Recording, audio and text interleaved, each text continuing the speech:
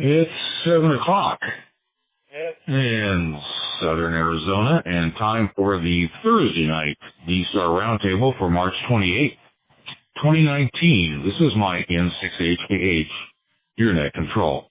This roundtable is held every Thursday at 7 p.m. Pacific on the Constellation Reflectors, hosted by the Kings of Digital System.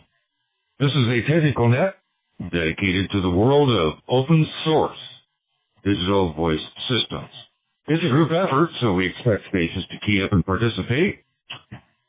Just wait for me to call for stations to key up, but please remember, between transmissions, that is if you unkey, just pause a bit before you key up again to avoid tailgating and quick keying. We don't take formal check-ins or do a roll call just to give us more time to talk D-Star. Now, net control is online at roundtable.tech. That's roundtable, all one word, .tech. Enter that in the address field of your favorite browser, and you'll be taken to the Roundtable forum board where, towards the bottom of the landing page, you'll find a real-time chat feature called the Shoutbox. You can use that to contact me as well as to post information relevant to the topic at hand, especially links and quick notes. So those of you posting to add information to a topic under discussion or want to show a web page or other site that might be useful as people peruse this now or later on, you can use the toolbar right above the text entry field to create a live link if you like. Anyway, you can let me know what's going on if audio drops or something else bad happens, which could be the case. I'm still at it using a temporary setup running around the western U.S. We've moved to southern Arizona and, just outside of Chandler right now, doing the best we can with what we have available. We try to drag the correct equipment, but it doesn't always work, as you guys know. Sometimes we're dependent on the internet that we find wherever we land. So sometimes it's a bit iffy, not certainly what I would like to see happen. So you can use the shout box to let me know what's cooking, as well as to add your comments to something that you're hearing during the net. Again, just go to roundtable, all one word, .tech, T-E-C-H.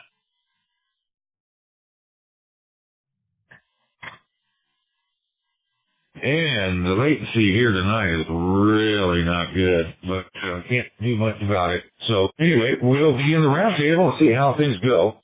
First up, as usual, is announcements. So stations with announcements for tonight's Thursday night D-Star Roundtable. Please key up now.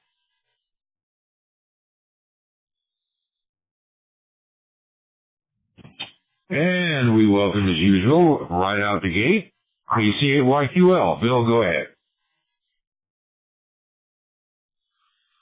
Good evening, Mike, and all on the net. You probably need to go down to the craft tables and tell them people to quit gambling there in Vegas so your legacy time will get minimized. You're tying up your internet there in the world-famous Las Vegas, Nevada. All them casinos, I bet you, sucking up the bandwidth. What do you think, Mike? Okay, on to the good stuff. The good stuff was happening Tuesday night on REF Reflector 12A. We had KI6ZUM join us, and he gave us a little once-over on the new USB Zum Stick version. And I guess one of the highlights that I picked on him about is his new product lineup, stuff he's working on. He said he's working on quite a few new stuff, but a lot of it's not working real well, and he can't release it to the public, so it's being worked on. And one of the neat things he was telling, he's working on a new chipset for the boards that will do, of course, all the digital modes. They already do that. That's not nothing new, but I guess what he's working on is to have the chipset also incorporate any analog feeds that comes into that device. So typically when we run an analog system with some digital stuff, there's a bridge that has to be created. And I guess that may not be the case with this new chipset. It's going to be capable of doing analog right along with the digital, I guess. So stay tuned, Mike. The best might be yet to come. And we'll turn it back to you, sir. And if you want me to follow up later, I'll come back and talk a little more about what Jim had to say, with me having issues with the USB Zoom radio stick. KC8YQL's back to net control. All right, Bill, thanks for that. Well, I'm glad to hear that KS6ZUN was able to, get on the air. And the reasoning would be to add analog to a future chipset for his board. It isn't clear, you haven't made clear if Jim agrees that there's an issue with the Zoom Spot radio board, the USB board. And maybe you can comment on if you asked him about your situation where it wasn't working correctly, or at least not on all modes, and whether he had a response to that. KCAYQL, go ahead. No, negative, Mike. He didn't have a specific solution for my specific problem. So typically, I wouldn't have never even brought that topic up that I'm having with my device. However, I think I mentioned you guys, there's myself and two other people that got these the same time, and they're all three doing about the same, things that they should not be doing. So he wanted me to maybe get with him and share some more information. He did ask me what platform I'm using, i.e. whether it's Raspbian, Windows, Linux, or whatever. And I said, well, it's definitely a Windows 10 and run the Blue DV. And right out the gate, I figured he'd tell me what he told me, and he said that it probably will play a lot better on Pi-Star. And I told him I have not tried to run it on Pi-Star yet. Been trying to get Blue DV to work. And I guess the only thing really sparked my interest, and Mike, I'm still kind of scratching my head over this. I wanted to ask Jim more about it, but, running the regular net over there, they really didn't give him a whole lot of time to stick around. He don't have a whole lot of time to stick around, so I did not go into extra details with Jim. But what threw me a curveball was when he mentioned that D-Star running on the USB radio stick is beta only. So, still scratching my head over that one. Wouldn't you think D-Star would be the most reliable, since it's been out longest, but maybe not the case with this particular device. Anyway, more to follow. Back to you, sir, KC8YQL. Yeah, that is interesting. I didn't know that D-Star is in beta. Perhaps the software is in beta. It could be that there's an issue with Pi-Star software. It's just hard to say, but I'm glad at least Jim was able to talk about it a bit, and we'll hope to get him here with us in a while. I really would like to get to a further location, because I like to record these things here, and also it makes it easier to deal with some connection issues that he may have. So, all right, Bill, thanks a lot. All right, any of that? Let's try this again. Stations, Livid Elephants, please key up. All right, didn't see or hear anything. We've got a couple of announcements on our own. We are going to be moving our audio recording of the Thursday Night D-Star Roundtable from the iTunes podcast to YouTube. Now, we haven't done it yet. At present, we're still going to upload to iTunes as a podcast, as well as upload the audio to our YouTube channel. We'll probably do that in a few weeks. I mean, we're going to give everybody some time to notice the change and be able to well, get used to it. There really isn't any difference between having a podcast and having audio on YouTube.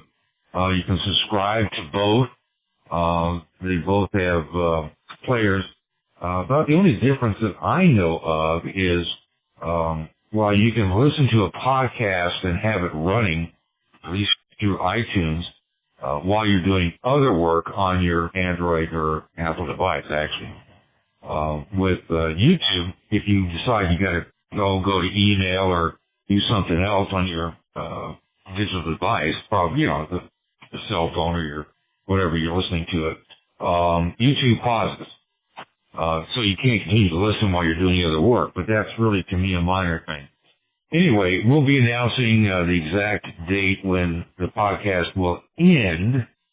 And as I mentioned at present, we're going to upload audio to both. You can find the YouTube channel, and I'm hoping that we're going to start it tonight. But it isn't too easy to find, or it's too difficult, I meant, to find on YouTube. We had the YouTube channel running for quite a while. In 2018, we stopped it, preferring the podcast. So you ask why the change? Well, there's a couple of reasons. One is that there's a cost to having a iTunes podcast channel, and to allow people to subscribe to it and use it, where YouTube has no such cost.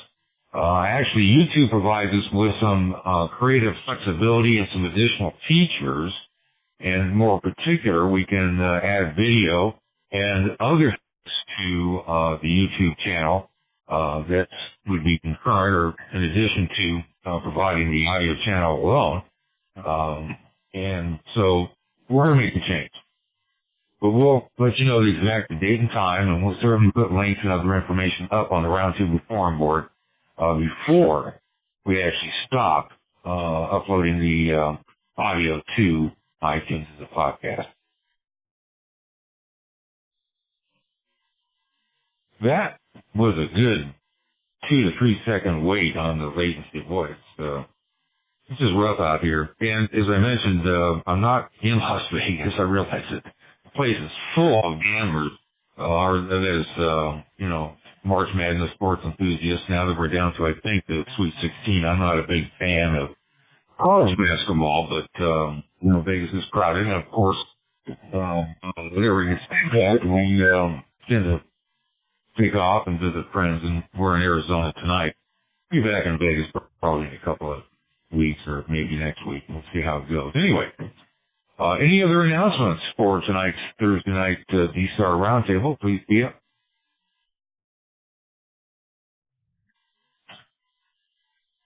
I didn't, well, hang on. The latency is just so bad. Let me just pause again in case the station keyed up.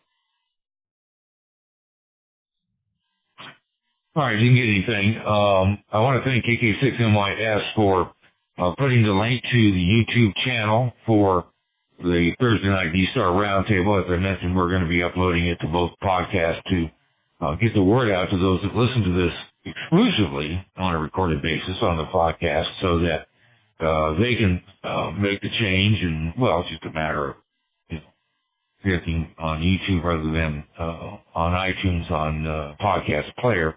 But the link is there, and you can click on that, and that'll take you right to tonight's channel on YouTube for the Thursday night D-Star Roundtable, and we appreciate that.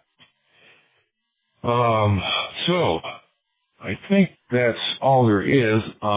Taking a moment to go to the shout box. Right on top, we have N0RSR, who you remember last week was checking on DMR registration. There were some questions brought up about whether they check to make sure that you're licensed. That clearly turned out to be the case, but the turnaround time was a concern.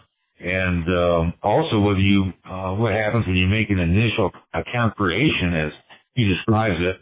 And we appreciate his posting in the shout box the results, which was that he got a confirmation email within a few minutes and approval, and DMR ID issued within 7 hours, which is pretty good turnaround when you think about probably the amount of activity of stations trying to get DMR IDs. So But of course, your results may vary, which is very true, so we appreciate that.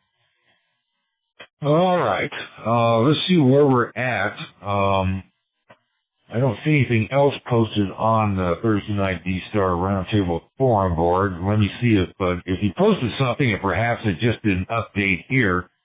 Feel free to key up and let me know. Stations, please speak up.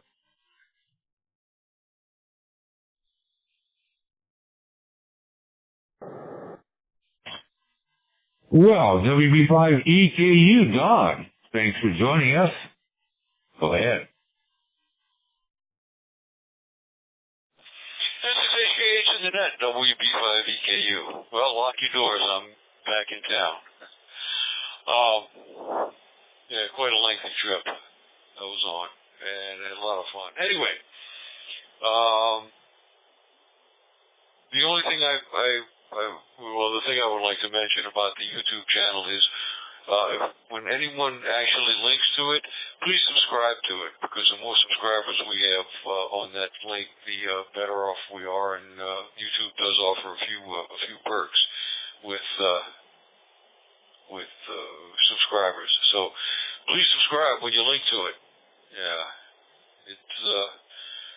it's there for a very good reason, and I'm glad it is moving over there, Mike.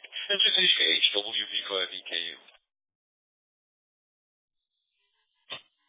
So I'm glad to hear you're back, glad to see you're back, and I hope you enjoyed your trip, and maybe if you want to hang around, you might give us a recap of probably one of the more interesting sailings that I've heard about, and if you used or were able to make any contact using the digital voice gear that you brought with you, and maybe talk about what you did bring with you. And thanks for the reminder that it is important to subscribe to the YouTube channel. Very important. And we thank you for that. K8SRB. Go ahead. All right, I've got K8SRB keying up. So if it was inadvertent, no big deal. Just let me know, and I'll be happy to take you off the list. But in the event that you did want to get into the round table and talk, I'd hate to pass you over, especially if you had some trouble getting in. So anyway, K8SRV, here's your chance. Go ahead. All right, nothing heard. So, there were some inquiries made about a roundtable forum board setting up a social media site other than the pro boards. And occasionally we get requests in, hey, why aren't you on Facebook? Why aren't you doing more on Twitter? We have a Twitter account, but it's not very active. And the answer has been that, we have no one to run it because it's just a lot of work. But there are people that love doing it, and if anyone is willing to volunteer to run the Thursday Night D-Star Roundtable, or the Teams of Digital actually is the system, Facebook or whatever social media site you like to do, be happy to hear from you. If you're wanting to do it, we'll bring you in on the inside group and give you what information we have to post it there. But otherwise, we're probably going to stick with what we have, because it's just a lot of work, and not everyone is retired and having nothing else to do. Most of us have lives, whether we're retired or not. It's just tough to spend a lot of time putting input on there. So we've got a Groups.io, page, and we've got the Pro Boards Roundtable Forum Board, and that seems to work. But if you would like to help us out with something other or in addition to those, or substitute those, probably consolidate them all into, let's say, Facebook. If you want to do that, just let me know.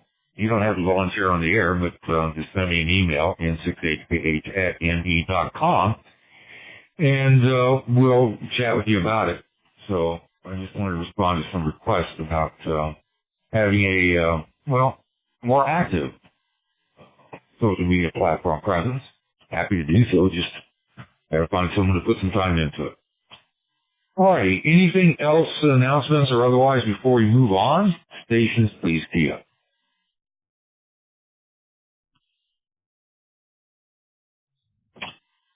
N0 RSR, welcome. Go ahead. Mike and Zero, RSR. I just wanted to say welcome to Arizona for as long as you might be here. And if you're in town for this weekend, we have a ham fest down in Tucson if you want to go. And Zero, RSR. Back to you. Hey, a ham fest this weekend. Well, who knew? I don't know how much time I'm going to have, but I will certainly jump on one of the local repeaters and start screaming if I'm going to end up around in Tucson. I just don't know if we're going to have the time or the ability to get down there. But Roger, appreciate it. Anyone else, as we begin the roundtable, got something for us? Please let us know by keying up now.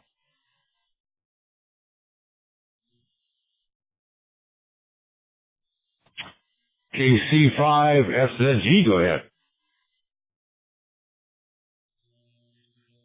Good evening, Mike, and good evening to the net. Just want to put myself down for the count. And also, you sound fantastic tonight. I was kind of curious if you could share with us what are you using for communicating here on the net. And in terms of equipment, RF, hotspot, microphone, give us the skinny. Back to you there, KC5SNG. Oh, okay. Well, what happened from last week is unknowingly, well, first of all, because I'm a temporary location, I've got this Mac which I have all my stuff on for the net and whatnot, then I run parallels to get a Windows 7 Ultimate for running WinDB, which I like the call history anyway. Now, I realize there's a lot of other alternatives, but anyway, to running a DB dongle, the Blue DB. So, what I didn't know is that I lost the codec connection from the mixer board, the audio. It just wouldn't send the audio to, well, it just disconnected, and I couldn't reconnect to Windows under Parallels. And plus I didn't know that I had the mic turned on, the internal mic on the Mac, the iMac that I have. And so once I figured that out, I just had to let it continue on because I didn't have much choice. What I did this tonight, I have the same setup. What I've got is a Gator box with the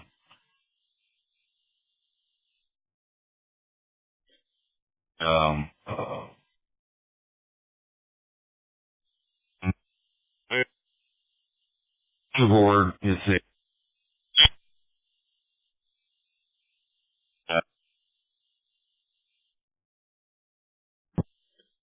mic broadcaster. It's on a portable boom.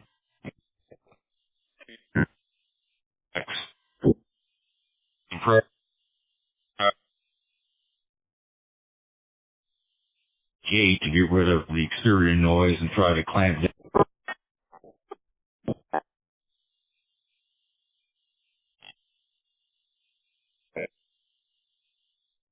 You know, it's not, hang on. It's not the audio I would prefer. And it also runs through a graphic equalizer, although it's pretty much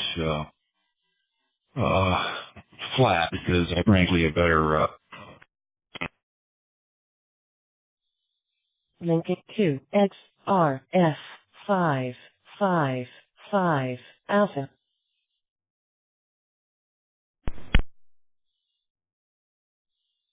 Link it to XRF310 Alpha.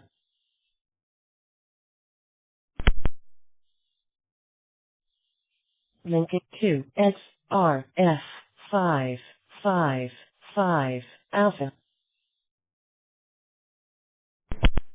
a Hamfest, Hamvention, ARRL, whatever, and would like to give us a report on that, we'll check it out. Please be up.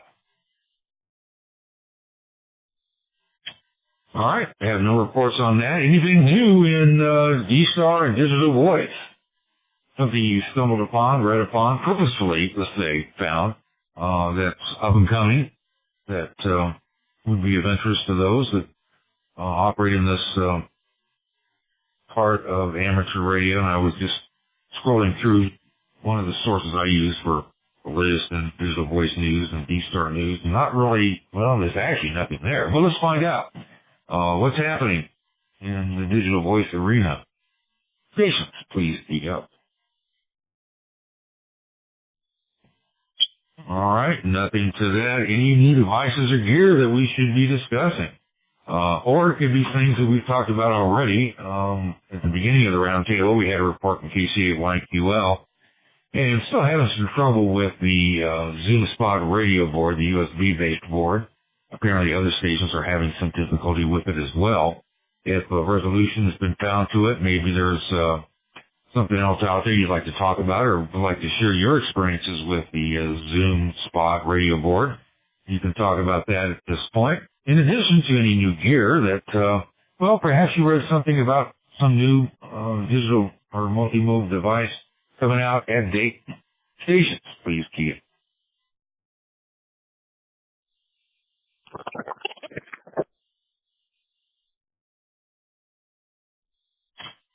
W5ZIT, welcome to the roundtable. Go ahead. Yeah, thank you, Mike. It's W5ZIT.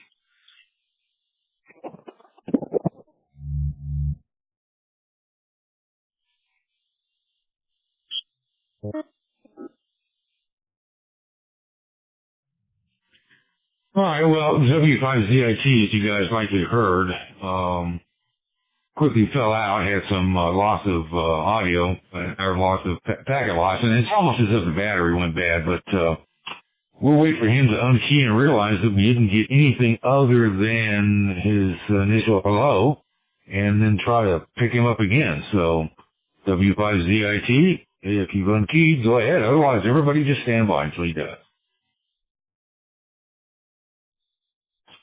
W5ZIT and 6HKH, how copy? And 6HKH in the net, W5ZIT. You copy? Yeah, we got you now, Jim. Last time you said hello and that was it, and packet loss and just didn't get anything at all. But now we've got you fine. Go ahead. Yeah, sorry about that. I was on an open spot. It sounds like it needs a bit of tender loving care. I want a different repeater here now.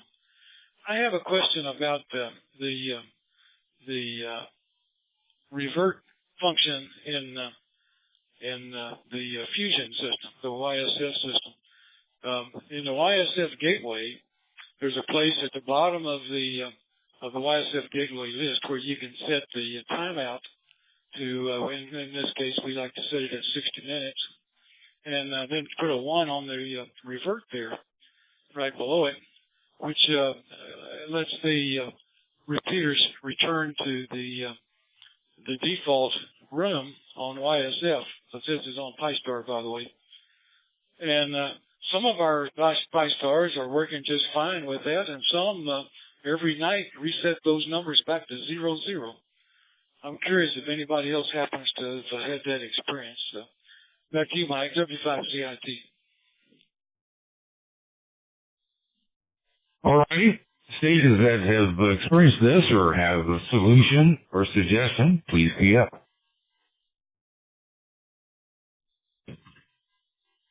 Sadly, did not get a response, and I was just going through one of the Yahoo groups and looking for the revert on where it goes from 1 to 0 unexplainably, and you set it to 1, so it'd go back to the default room, and then you go check it out again, it's at 0, and who knows where you're at.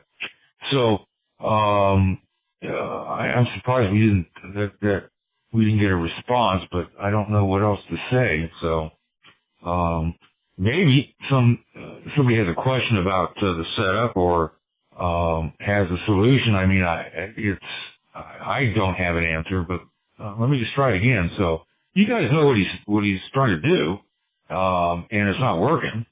So those that operate YSF on Pi-Star and checked out the revert function, is this an issue with the software? Or is this, is there something more that needs to be done to save the gateway revert to 1? Stations, please key up. All right, didn't get a response, so W5ZIT, I'm sorry about that. It's getting to the point where nobody wants to volunteer a response thinking that it may be wrong, but, we'd rather have a response to some guesses. Well, we don't want bad guesses. Anyway, sorry about that, W5ZIT, back to you. Okay. Well, interesting enough, the 3.17 is doing it on some systems and some not. And the 4.0 beta is doing it on some systems and some not. And if somebody has set that, they need to take a look at it, because depending on something else, I guess, that's in the setup, some of our repeaters here in Tucson are doing away with that revert, apparently at the overnight reboot, going back to 00, and some are keeping with the 60 minutes and keeping the revert function set to 1 and performing like they're supposed to. So just a word to the wise, if you're depending on that, you better take a look-see, because once you set it, you would expect it to stay. But apparently, on some systems at least, it is not. And I was hoping somebody knew what parameters are different between our systems that make some of them work and some of them not. So thanks a lot, Mike. W5ZIT.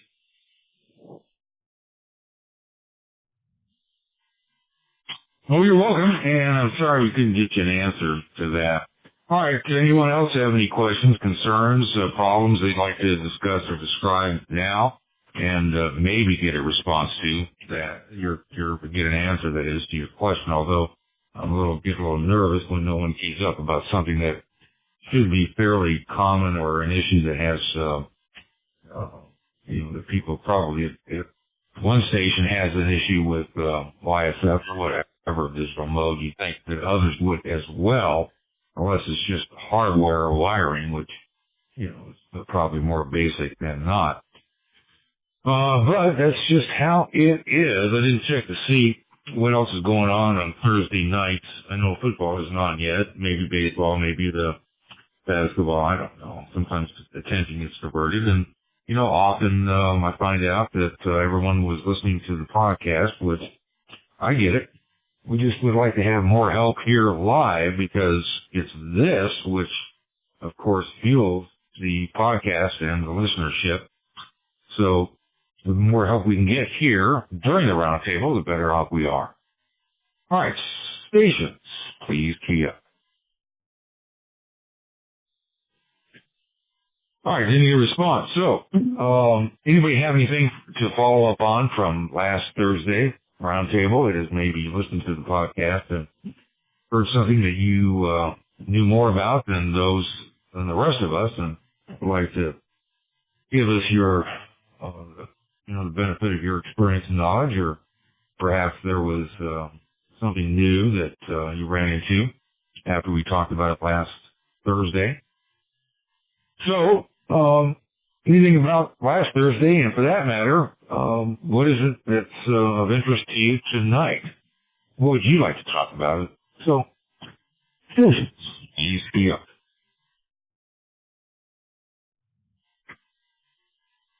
Anyone have anything for tonight's Thursday night D-Star Roundtable? Stations, please key up. And we welcome Bob, W6KD. Go ahead.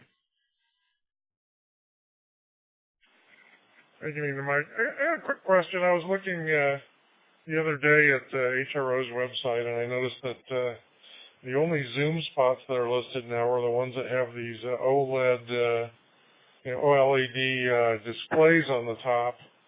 And I don't know, are those displays soldered on, or are they just plugged into a pin header?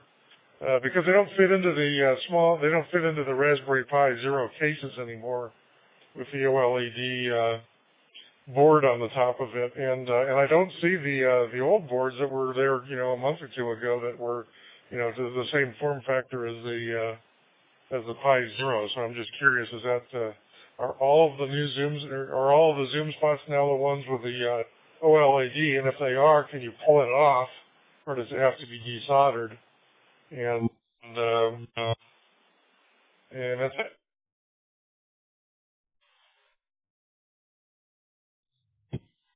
Okay, I think there was a drop off and the station keyed up. Well, I hadn't noticed that, but I'm going to take a look right now. W6OSO keyed up, so we'll say hi to Mike, and W6OSO, go ahead. Good evening, Mike and the roundtable. The OLED screen is the new version Zoom Spot. The old one has been done away with. It all comes with the screen now. If you buy the retrofit kit, which is $15.95, it comes with the OLED screen, a spacer that has kind of like a push lock wire attachment attached to the spacer, or to the it's sandwiched between the Pi board and the Zoom Spot, and it's got push lock so that you can take the leads from the OLED screen and put it in the push lock. There's two spacers to the case that raises the case up so that the OLED screen does fit, and the new Zoom Spots come with it ready to be assembled. I've seen the USB version of it, and the screen that I saw, but it's kind of like another dongle. I don't know what I do with one, but the Zoom Spot with the OLED screen does work pretty well. Back to you for any questions.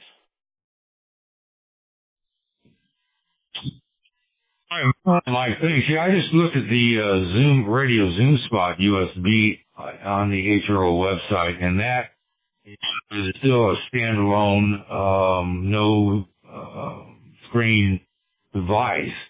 So it would have to be the model, I assume. And I'm just going to go search over here real quick to see it. Well, doggone it, this thing just flipped around about 25 pages. It was right there. Well, that's stupid. Anyway, apparently that, here it is. Yeah, Zoom Spot board, so Zoom Spot 2 with the 1.3 OLED 2. And, alright, so, W6OSO says it's, hardwired on there, and, you, take it as it is, and if you would like to put it in a case of some sort, I don't know. This says never press on the OLED screen. So it's just, you gotta, well, it's not a touch screen. Alright, anybody else buy this particular Zoom Spot board, the original one, board 2 they call it? And have you on the OLED screen, maybe test it, maybe you got it. You'd like to tell us what you think and why it's there. Perhaps there's a history to having the screen directly on the Zoom Spot stations. Please key up.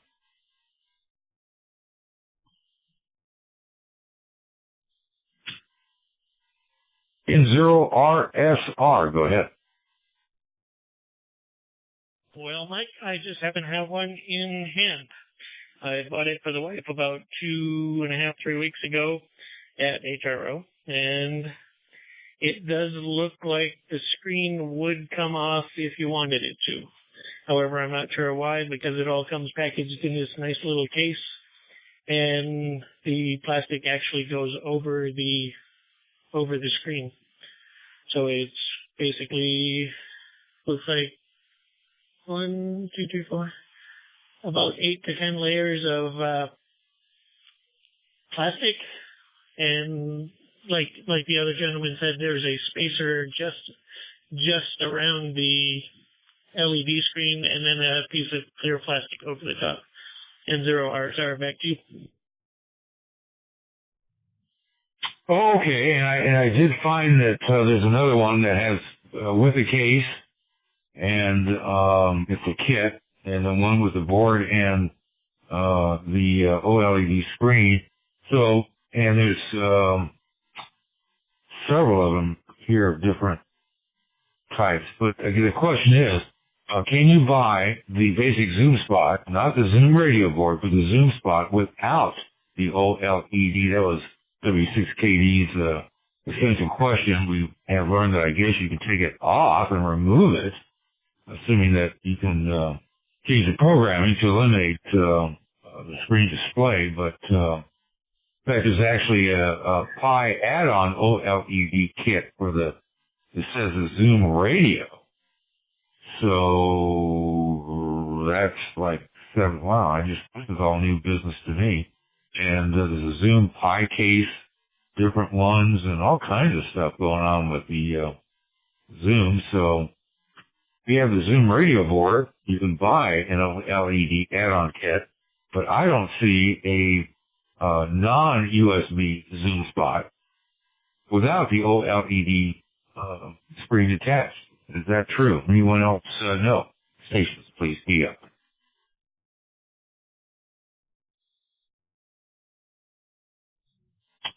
And there's Brian, WA6JFK. Welcome. Go ahead. Hey, Mike. Good evening. Yeah, I have a feeling that they got kind of hit upside the head with all the jumbo spots that had screens on them floating around. That's what I'm using right now. I also have a couple of Zoom spots. But as if they're available anymore without screens, I don't know. Mike seemed to make it sound like they weren't OSO, and that may be true. And I think it's because they did. I don't know. I think that all the jumbo spots kind of had screens on them.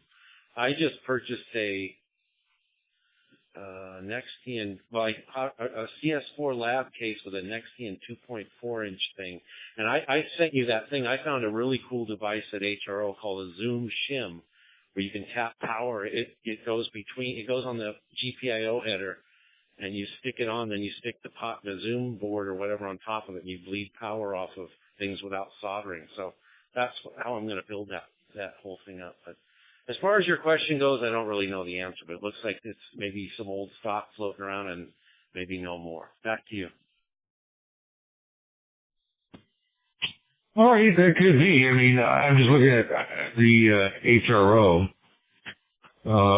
website, and I mean, you know, I guess if you already have a screen and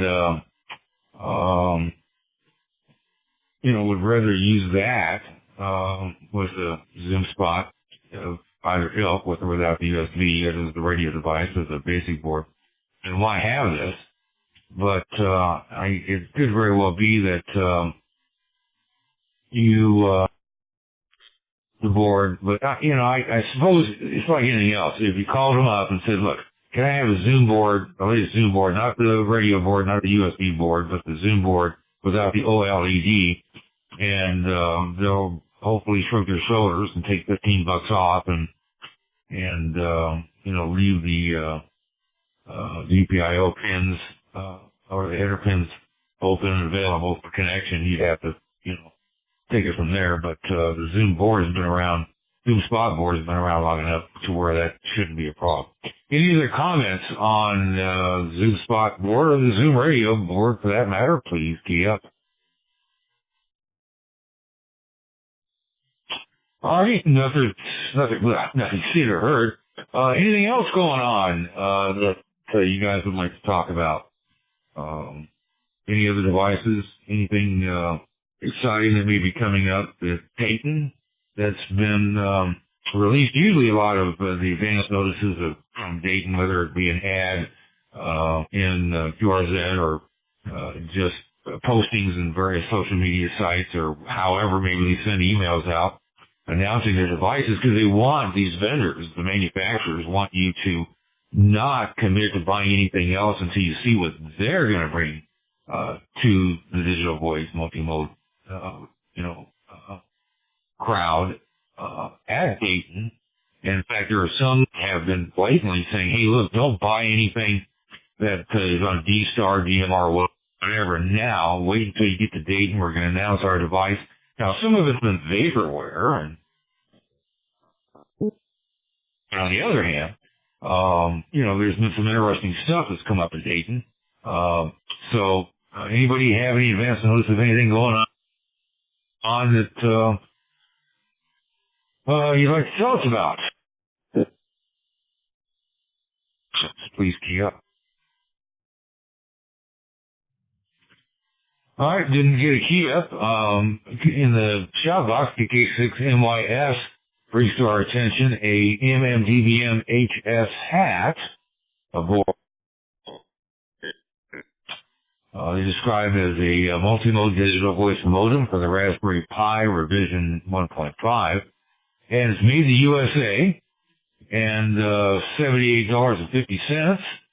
If you want to buy American and not get tangled up with Chinese gear that like a jumbo spot that may or may not work, or want something less expensive, something that has all the pins and soldering connectors, but it's out of stock right now. But we appreciate the posting about that product, and this is the kind of stuff that we like to hear about and talk about here on the Thursday Night D-Star Roundtable. And as I suspect, the closer we get to date, and there'll be more information, there'll be news about new things that are going to be coming out that might be of interest to us. We'll see. Stations, please key up.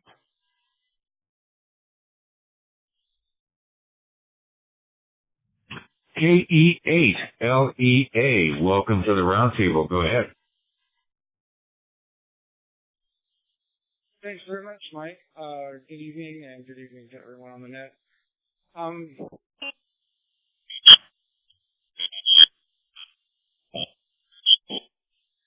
Upcoming products. I did want to mention that I've had pretty good luck with the China spots myself. If you get in there and tune them, they seem to work fine. My question is regarding the Pi Star. Well, first of all, am I getting out okay? Yes, we copy you fine. Thank you. I just wanted to be sure. This is my first time on any of the XLX reflectors. I've been trying for weeks to connect to XLX 313 or my Pi Star and DMR gateway, and it just wasn't working. Unfortunately, in a very unscientific manner. I changed several things yesterday, but I want to know if anything has changed on your side, which I doubt, or if which one of these changes I made probably allowed me to connect tonight. I was in the IRC-DDB gateway, and I was playing with an unrelated issue, and I set ATRS enabled equals 0. The other thing that I've changed, it seems more likely, is I registered on the D-Star network. Was that a requirement for my Pi Star to be able to connect to the XLX reflector? Or? Well, taking the questions in reverse, no, you do not have to register with on a D-Star administrative system in order to operate on the X reflectors. We don't require registration. So you would need to register on D-Star to be able to operate on the REF, that is the D plus or legacy, what we call a legacy D plus reflector system, which is a closed control system. But to be anywhere else within the D-Star digital voice arena, you do not need to register to at least operate on D-Star. Now look, if you go to the other modes, yes, there's things that you need to register, especially in System Fusion, and you certainly want to get a DMR ID. But as far as D-Star alone is concerned, no. You could be completely unregistered and you still would be able to be with us here on either the XLX or the XLR or other extra X reflectors. Going backwards, you mentioned XLX212 and XLX313. I have to tell you that it's my understanding that they both should be working, but I have no means of testing them here on my portable station.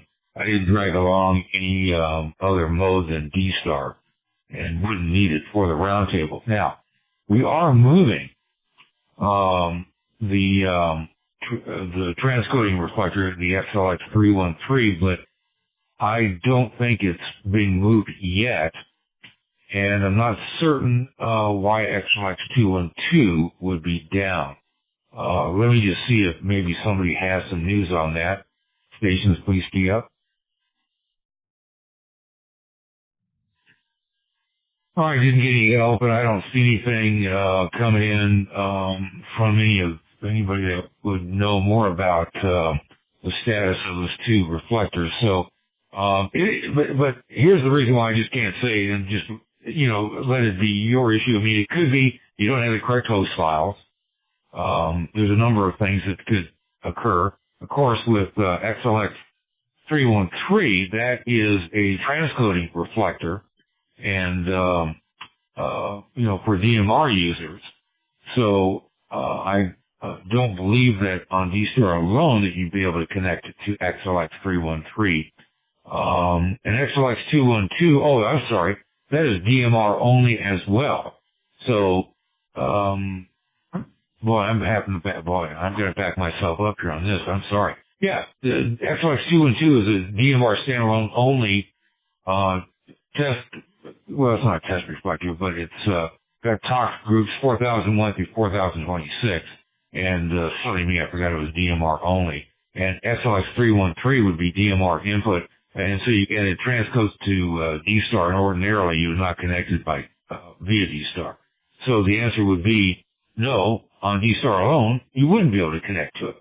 So I ended up answering my own questions. But there always could be an issue with one or both of those reflectors, the servers being down, but they shouldn't be down yet. There's going to be a brief down period for at least 313 as it's being moved physically. As you know, it's not in the cloud type, but it's hardware. And as it's moved from one spot to another, it would be off the air. But we're not there yet. So with that, welcome to the Thursday Night D-Star Roundtable. Congratulations to bring on D-Star. KE8LEA, go ahead. Well, thank you very much. I appreciate you taking the time to go over that. You mentioned the host files. I did check that out. I was able to ping the server, but for some reason it wasn't sending the auth request. Looking at the log files, I was able to see that. I don't know. I'll just consider myself blessed to have finally connected, and it sounds like a really knowledgeable net. So I'll plan to be on next week. Thank you again for your time. KE8LEA. No problem. And if stations are having trouble connecting, if you're on GMR and you can't get to 212, I wouldn't know about that. I don't have any information that it's down. And XLX313, the transcoding reflector, certainly is operating. In fact, I just went over to check the dashboard, and it appears to be working fine. There's a number of stations that are connected to A, B, C, D, and on. So I'm on the wrong one here. Let me go over. There it is. Yeah, so that seems to be working all right. Anyway, all right. So good luck with that. And sorry about feeling distracted, but I am distracted to some extent. Stations, please be up.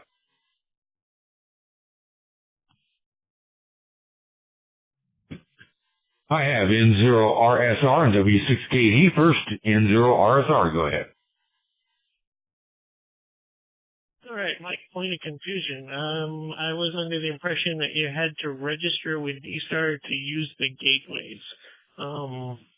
And when I actually tried to use it here up Pinal Mountain, they actually seemed to have a reflector that was permalinked kind of like anytime I tried to change the reflector, it would basically tell me, no, not doing that. And if it did change, it would go back to 9 Charlie, and that would be end of story.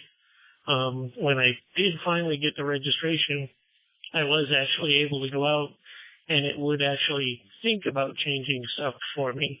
But like I say, it seemed to bounce back after a couple of moments. I don't know if somebody else was bouncing it back or whether it was just set that way. But yeah, I was under the impression you had to be registered to hit the gateway. N0, RSR, back to that. Well, actually, that's an interesting question, and it's something that I didn't get into, but let's see if someone can explain the basic 2 different types of D-Star gateways available on repeaters, which is what I presume that you're talking about, and also what administrative control is there to prevent stations from, let's say, changing gateway or using the repeater to change from one reflector to another. Let's get an explanation from someone other than me. Station, please be up.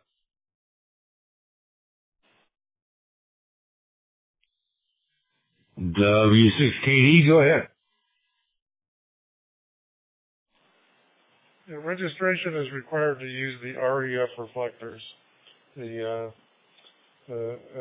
XRF reflectors and XLX reflectors, which show up as XRF for the most part, sometimes DCS, do not require registration. So if it's REF XXX, then you have to register.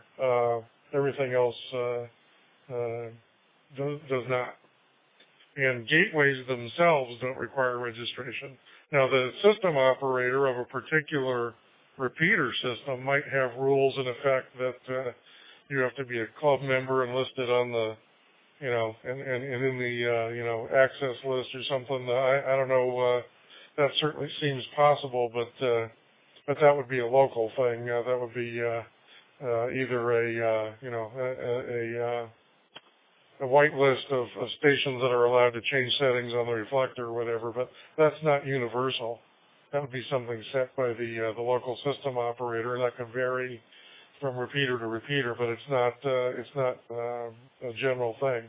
But the REF reflectors are the only place where that D-Star registration is checked. If you're not registered, then your transmission will not be repeated through the REF reflectors. It will be repeated through XRF and DCS in all of its different flavors and forms.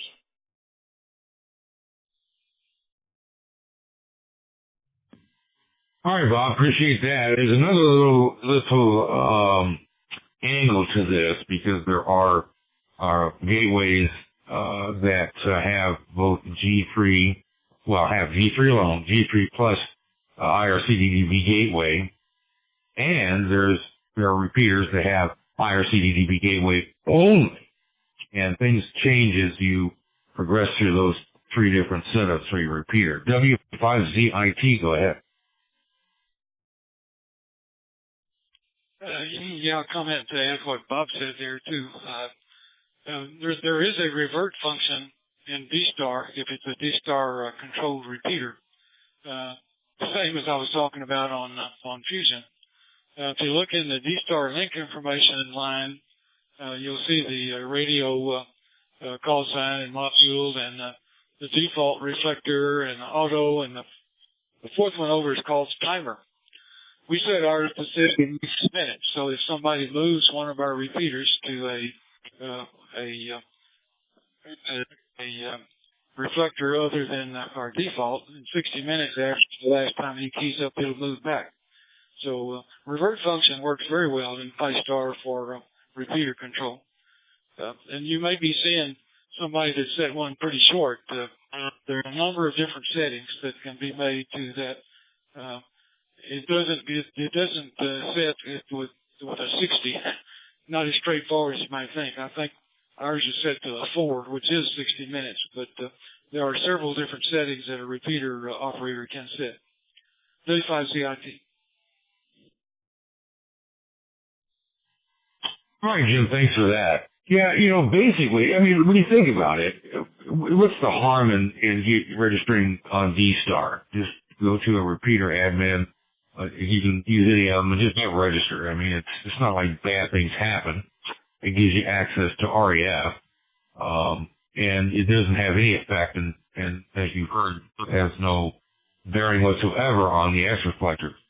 Now, there are repeaters that have jettisoned the icon software, that is the G3, and run IRC-DDB gateway, repeater gateway, gateway IRC-DDB repeater by itself, which jumps over the necessity of registering on D-Star and operating through G3 to using IRC-DDB as an add-on to get to the X reflectors, which is the easiest way and most common way for D-Star repeaters that provide access to the X reflectors. But you can run an IRC-DDB gateway alone and bypass the RF reflectors and just let the users go to the X reflectors and other non-REF, that is other non-D plus reflectors. So there's different ways of going about it.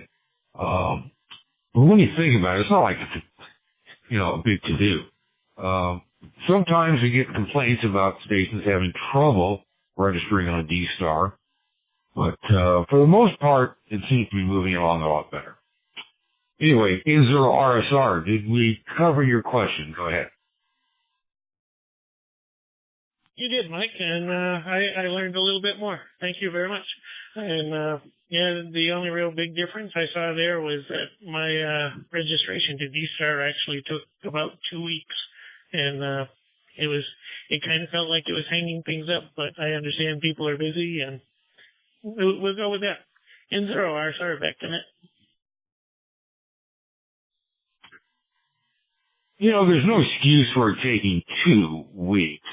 It isn't that big of a deal. Now, real active systems sometimes get backlogged with new users requesting, D-Star D plus registration. And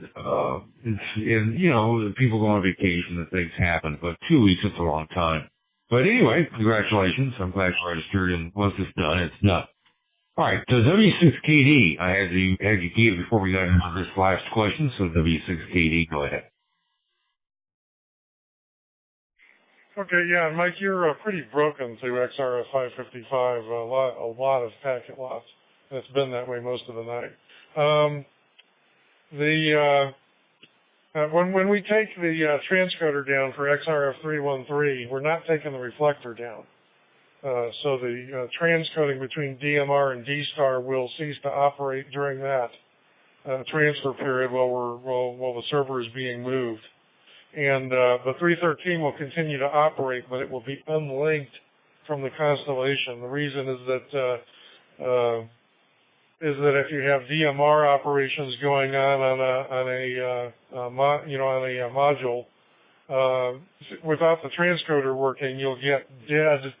Basically just a carrier-only transmission on the D-Star side and vice versa. We don't want to disrupt the constellation that way. So 313 will be unlinked from the other reflectors while the transcoder is being transferred, and then when it's back up, everything will get hooked back up. But it'll still be there, and it'll still work. You can, if you're, you can still have D-Star to D-Star or DMR to DMR communications on it, but it won't be linked to anything else. The other thing is maybe a point of confusion there. G3 and IRC-DDB gateway. Those are means of doing call sign routing.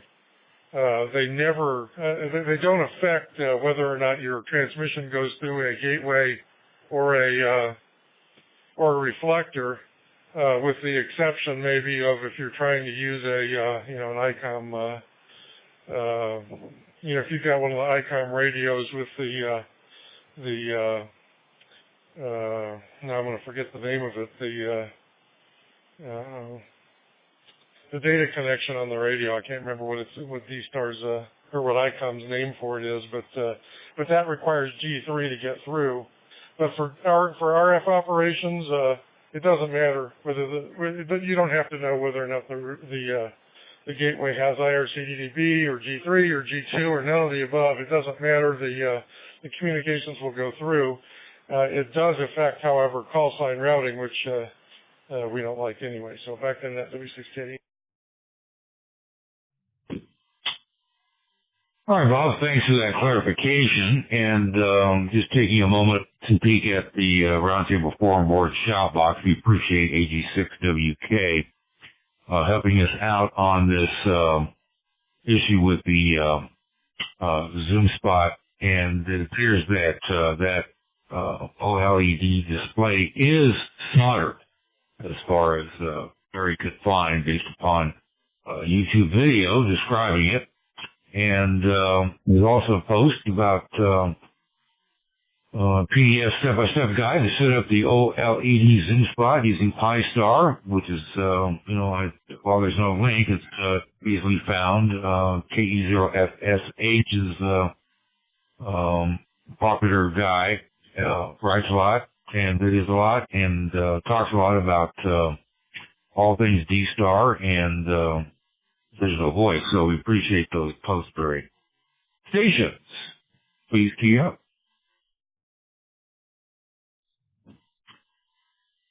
All right, in your response, W6KD mentioned that there was packet loss. I was taking a look at that. I don't see on my end, but that doesn't mean anything because I don't control the internet. And Bob W6KD had a bit of packet loss being listened to on my side. I have to tell you, the latency here is just horrible. And when I pause before I unkey, which I have to do to avoid clipping the end of my last, usually the last syllable of the last word, I have to wait a long time for the link to drop, the transmission to show because of the latency. So it's real busy or slow on the internet tonight. But hopefully everybody's can hear most of what's going on. All right. So what else is happening here for Thursday night on the D-Star Roundtable, covering all things digital voice, particularly open source? If you have something for the roundtable, or you have a question, or you want to comment on what you've heard thus far, please do so now.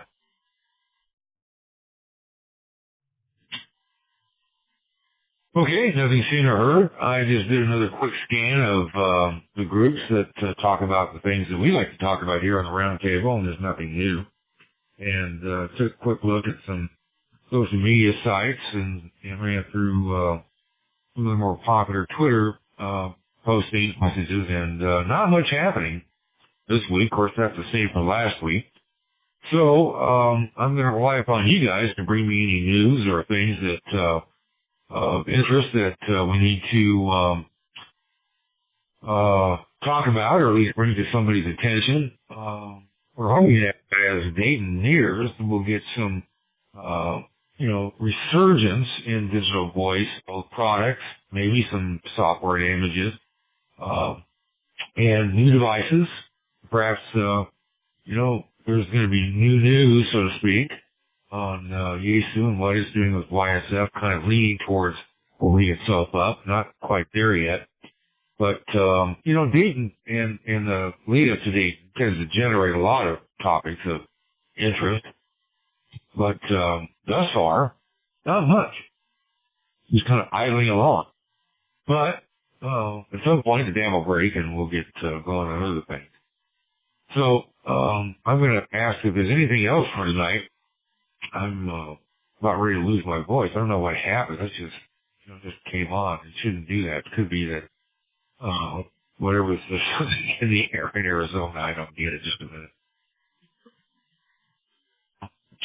All right, station, please keep up.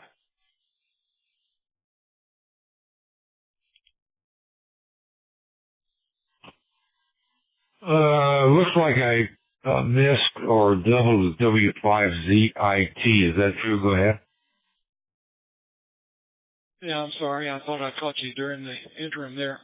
I wanted to comment, Mike, this W5ZIT, you are solid here. There is no breakup in your transmission whatsoever, and you're showing 0-0 on my my packet loss and bit error rate on the system here on the DSL line. Back to you, Mike. 35ZIT.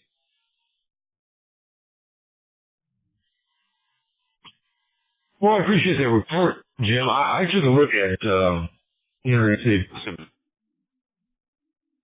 place, I call it, et cetera. Didn't see anything. I listened to myself as I can and didn't hear anything. So I'm glad I got a good signal, and I like to keep my fingers crossed. It just, it's always a nervous Nelly time when you're running a temporary setup. And look, I understand I gotta get on HT or go out to the car and talk.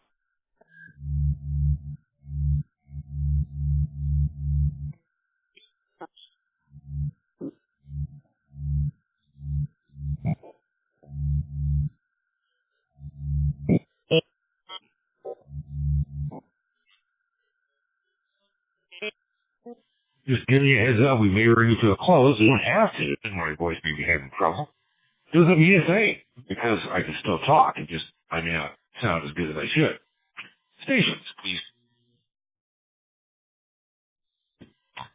KC5FZG, go ahead. Yeah, I just wanted to chime in as well and also confirm what was previously mentioned, that from my end over here, your transmission tonight has been rock solid. I don't recall ever dropping, not even once, outside of the great audio that you got as well. But yeah, the connection has been pretty solid, at least from this neck of the woods here. So back to you there, KC5ZG. I appreciate hearing good news. Stations, please be up. All right. Well, I didn't get anybody to key up, and which doesn't sound good. No station keyed up, which of course is your choice. Just another slow night here in the digital domain of D-Star and other digital voice modes. So I'm going to bring tonight's Thursday night D-Star Roundtable to a close. And in doing so, I want to thank all the stations that keyed up, because without your participation, there would be no roundtable. And we truly appreciate the stations that key up and help us out, including those that post on the D-Star Roundtable Forum Board Shoutbox, our live feature, because that's always of interest and it adds to our discussions and gives people other things to think about. So, that's about all I've got.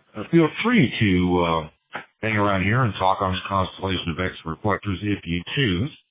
And certainly, come back during the week if your favorite, local or non-local, I guess, reflector isn't busy and you want to see what's going on over here, feel free to come down and do the constellation of X reflectors and give a call. I think we're going to be moving again, probably back to Las Vegas, although I'm not certain. We've got some friends in Goodyear that we may stay for a while, and I don't know if it's going to take us past next Thursday or including next Thursday, but it doesn't matter as long as we are able to get a station on the air. And despite there being a huge latency tonight, latency, this is a pretty good connection, internet DSL line. So I'm impressed. I appreciate the reports.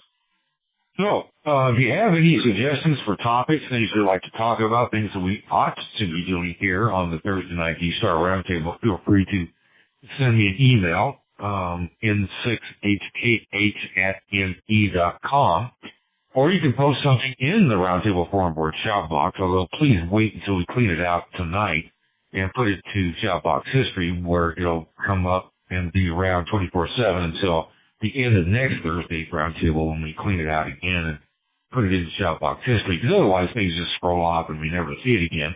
Or you can post something in the Roundtable Forum Board in one of the regular categories or threads, and let me know what you'd like to talk about if you have some suggestions.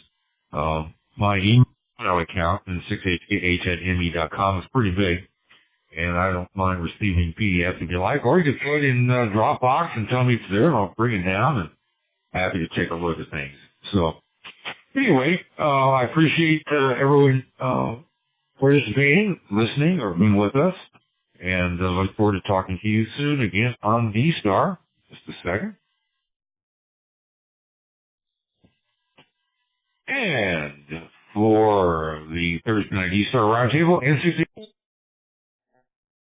Good night.